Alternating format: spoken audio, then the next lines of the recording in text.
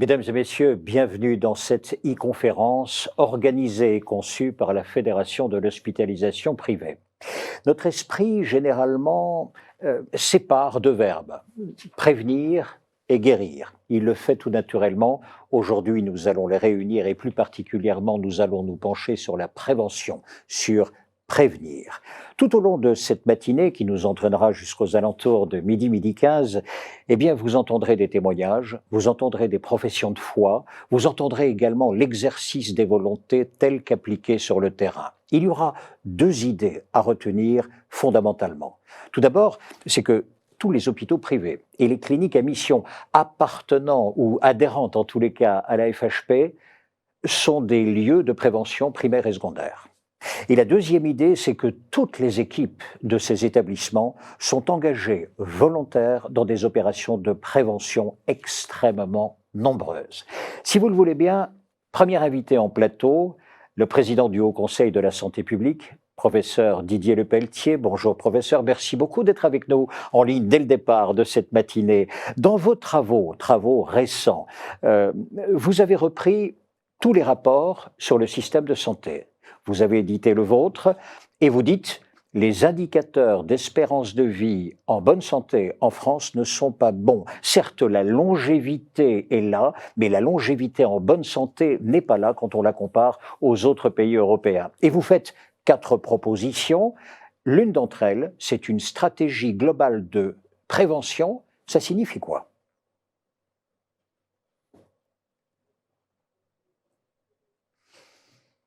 Je n'ai pas mis mon micro, excusez-moi. Merci beaucoup pour votre invitation. Bonjour à tous. Oui, effectivement, le Haut Conseil est une instance d'expertise scientifique en santé publique et tous les 4 ans, le gouvernement sollicite le Haut Conseil pour contribuer à ce que sera notre stratégie nationale de santé pour en général, les 5 ans qui suivent. Mais là, dans ce nouveau rapport, nous avons proposé de voir un petit peu plus loin, puisque la prévention est un temps un petit peu plus long que le temps politique.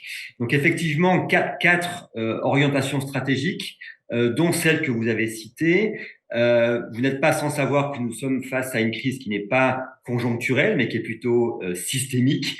Et donc, il faut répondre effectivement par une stratégie de prévention systémique et populationnelle, dans le sens où il faut agir sur les principaux déterminants de santé avec ce que Marmot avait appelé l'universalisme proportionné, c'est-à-dire d'aller vers, vous l'avez dit, on constate une augmentation de l'espérance de vie, mais l'espérance de vie sans incapacité, donc ça c'est le rapport de l'adresse qui le montre, n'est pas si bon que ça. Quand on se compare par rapport à des pays d'Europe du Nord, alors des pays qui sont pas forcément les mêmes cultures ni les mêmes tailles, mais si on prend la Suède, à 65 ans, 80% des Suédois sont sans comorbidité.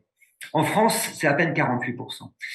C'est-à-dire que ces comorbidités traduisent peut-être dans la population soit un manque de littératie en santé, soit un manque de compréhension, soit un manque d'accès aux soins ou en tous les cas aux structures qui font de la prévention pour aller faire vraiment, vous l'avez dit, de la prévention primaire, éviter de nouveaux cas de maladies et notamment ces maladies chroniques, obésité, HTA, toutes les maladies liées au tabagisme ou à l'alcool, qui en fait pèsent sur nos systèmes. Et dans un moment où on manque de médecins, d'accès aux soins, où les urgences sont débordées parce que pas construites pour faire de la santé de la population, ben quelque part, on a un système de soins qui se déséquilibre, qui va mal, le président de la République l'a dit lui-même, et on n'a pas suffisamment, pas qu'on ne fait pas de prévention en France, il y a énormément d'actions de prévention, mais il faut peut-être, à ce stade-là, écrire une véritable stratégie nationale de prévention qui donne le cap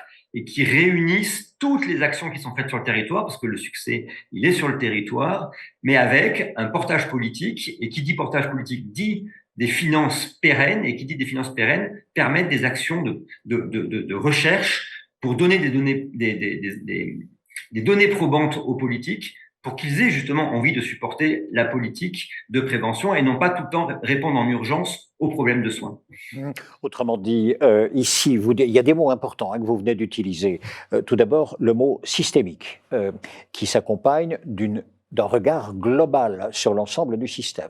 Deuxième point, vous dites un portage politique et il faudra des moyens. Je retiens les trois mots parce qu'ils vont guider l'ensemble des témoignages qui vont arriver et des réflexions que nous allons faire. Y aura-t-il dans votre projet une mesure d'efficacité de la politique de prévention qui sera éventuellement mise en œuvre au niveau national, celle que vous appelez de vos voeux? Alors c'est un véritable enjeu, c'est-à-dire qu'il faudrait placer l'impact des politiques publiques sur la santé à un niveau interministériel.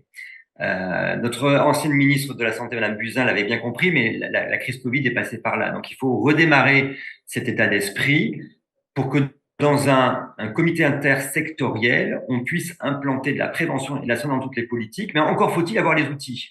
Donc des pays anglo-saxons comme le Canada ont développé des outils pour évaluer cet impact sur la santé, ce qu'on appelle les EIS. Et donc, pour ce faire et pour participer à cette réflexion, depuis ma nouvelle mandature, il y a tout juste un an, j'ai décidé de créer au sein du Haut Conseil de la santé publique un groupe qui s'appelle Prévention et santé dans toutes les politiques, qui a justement pour objectif, par autosaisine, c'est un travail interne au Haut Conseil, de créer un outil français qui permettrait finalement aux politiques, dans la politique de l'éducation, à l'école, pour nos enfants, de politique du transport, dans l'entreprise, d'avoir ce réflexe d'évaluation, mais avec un outil qui est disponible. Par exemple, il y a beaucoup de données probantes dans la littérature qui disent que si on investit 1 euro à 5 ans dans l'école pour créer un milieu favorable à la santé, moins d'écran, moins de temps passé assis sur une chaise pour éviter la sédentarité, et bien quelque part, quand on rentre dans l'âge d'avoir peut-être des comorbidités, 40, 45 ans, on commence à avoir un surpoids, on commence à avoir des attitudes individuelles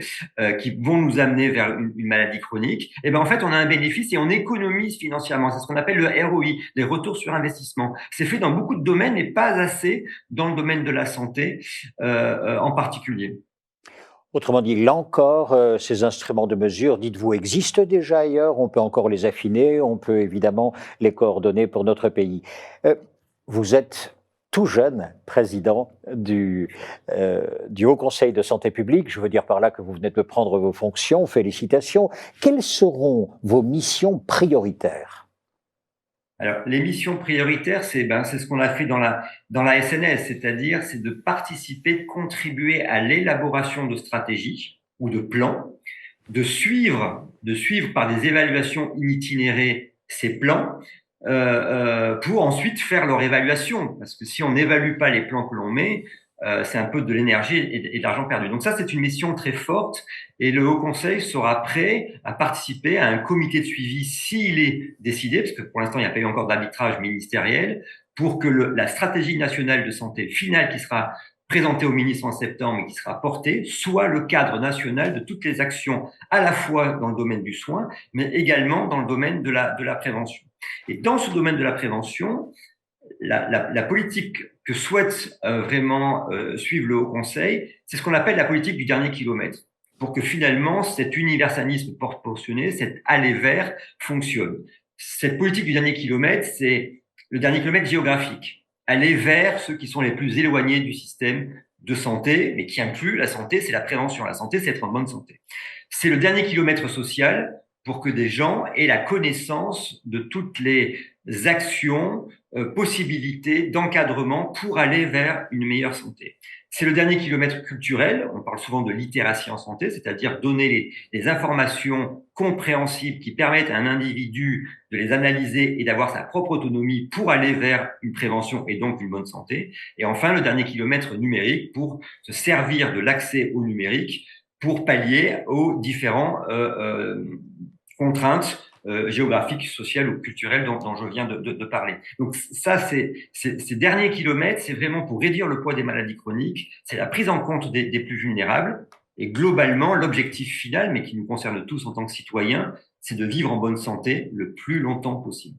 Merci beaucoup, professeur Lepelletier, d'avoir ouvert ainsi cette e-conférence de la FHP avec des mots, encore une fois, qui vont résonner tout au long de la matinée. Je les reprends. Le mot de systémique, le mot également de politique portage politique, pardon, mot également de moyens, et puis enfin, vous venez d'évoquer le dernier kilomètre social, le dernier kilomètre culturel et numérique. Nous allons en parler tout au long de la matinée. Merci, excellente journée à vous. Professeur Merci. Lamine Garnier, Merci. bonjour. Bonjour. Ah, et vous avez assisté à la, comment dire, Des mots simples et compréhensibles de tous. Moi, j'ai adoré. bon, J'ai adoré. ça doit résonner chez le président de la FHP que vous êtes. Complètement. 1000 établissements que vous représentez, cliniques, hôpitaux privés à mission. On insiste là-dessus. Nous étions ensemble d'ailleurs pour le lancement de cette mission. Exact.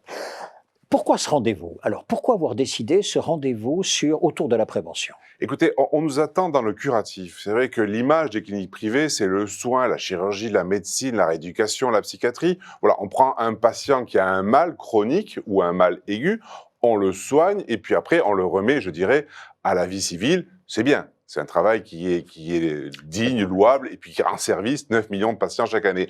Mais il faut aller au-delà. Il faut aller au-delà. Et puis moi, j'aime bien engager la fédération sur des chemins un petit peu différents. Là où on ne nous attend pas.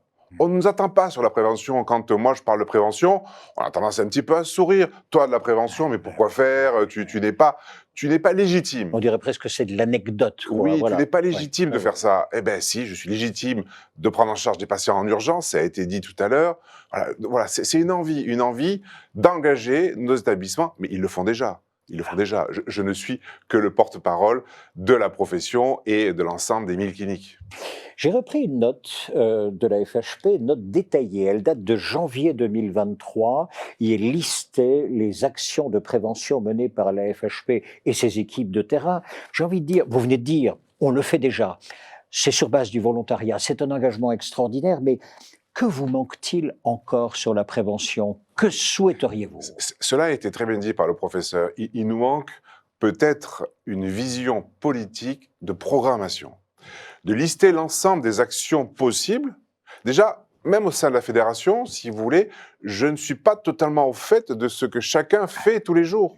Parce que ça se fait un petit peu en silence sur des moyens qui n'existent pas, qui ne sont pas, je dirais, ciblés. Donc les établissements font de la prévention sur leur marge. Sur leur marge. Et c'est compliqué d'avoir une activité, je dirais, annexe à notre activité première qui est le soin, mais tellement importante, et de le faire sur nos résultats qui aujourd'hui, vous le savez, avec la crise Covid, sont de plus en plus dégradés.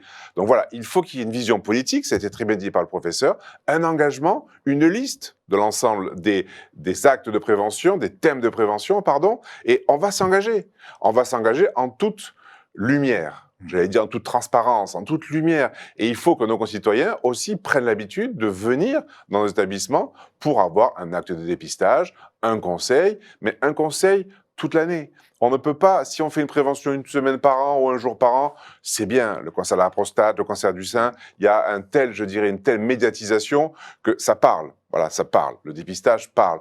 Mais il faut aller au-delà. Et moi, je rêve, si vous voulez, d'un cahier où chaque établissement dirait ce qu'il fait toute l'année, qu'il soit bien évidemment rétribué pour cela, que l'on puisse engager des collaborateurs, des moyens, du personnel, pour qu'on puisse, je dirais, au grand jour. Voilà, ça se fait un petit peu, pour prendre une image un petit peu familière, ça se fait un peu dans l'arrière-cuisine. Oui. Voilà, un peu dans l'arrière-cuisine. Et moi, je rêve, parce que la prévention, surtout à nos âges, il faut faire attention.